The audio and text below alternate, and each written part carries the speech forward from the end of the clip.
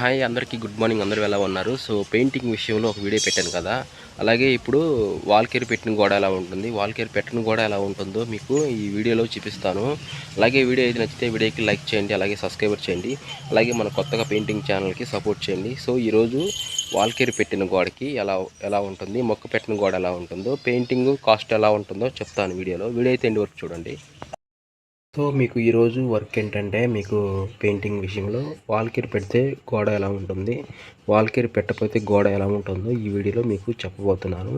అయితే వీడియో అయితే ఎండ్ వరకు చూడండి. నేను ఈ ఇంటికి వేసి 10 years అయితే అయిపోయిందనమాట. సో ఇదిగండి, వాల్ కేర్ పెడితే మీకు ఫినిషింగ్ అనేది ఇలా ఉంటుందన్నమాట. ఏదైనా పేపర్ కొట్టపోయినా ఇది ఇలా ఖర్చులు అయితే అవపడుతుంటాయి, ఖచ్చితంగా గమనించగలరు.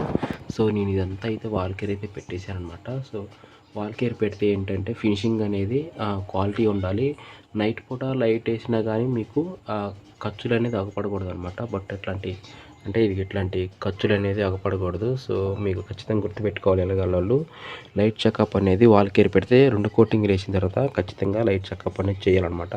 అలా చెకప్ చేయకపోవడం వల్ల ఏంటంటే ఇలాంటివి ఉంటాయి అనమాట. అదే లైట్ చెకప్ చేస్తే ఏంటంటే మీకు ఇట్లాంటివన్నీ అయితే ఉండవు అనమాట. ప్రజెంట్ అయితే ఇప్పుడు మనం వాల్ కేర్ పెట్టని గోడ ఎలా ఉంటుందో చూపిస్తాను. ఇప్పుడు మీరు చూసింది వాల్ కేర్ పెట్టిన గోడ అనమాట. నెక్స్ట్ వాల్ కేర్ పెట్టని గోడ ఎలా ఉంటుందో మీకు చూపిస్తాను వీడియోలో. వీడియో అయితే ఎండ్ వరకు చూడండి. అలాగే కొత్తగా మన ఛానల్ చూసేవాళ్ళు ఛానల్ సబ్స్క్రైబర్ చేయండి. ప్రజెంట్ ఇప్పుడు వాల్ కేర్ పెట్టిన గోడ చూశారు. వాల్ కేర్ పెట్టని గోడ ఎలా ఉంటుందో ఇప్పుడు ఈ వీడియోలో చూపిస్తున్నాను మీకు. ఇదండి వాల్ కేర్ పెట్టకపోతే గోడలు అయితే ఇలా ఉంటాయి అన్నమాట. ఇది మొత్తం అయితే వాల్ కేర్ పెట్టండి అనమాట. సో అందుకని గోడ అయితే అలా ఉంటుంది. మీకు వాల్ కేర్ పెట్టిన గోడ ఎలా ఉందో చూశారు కదా. సో ఆ విధంగా అయితే ఉంటుంది. సో నేనైతే జస్ట్ ప్రైమర్ అయితే వదిలేసాను అనమాట ఈ హౌస్లో అనేది. ఇంకా మీకు కలర్ కాంబినేషన్ అంటే మీరు ఎలా చేసుకోవాలో కూడా ఒక వీడియో పెడతాను.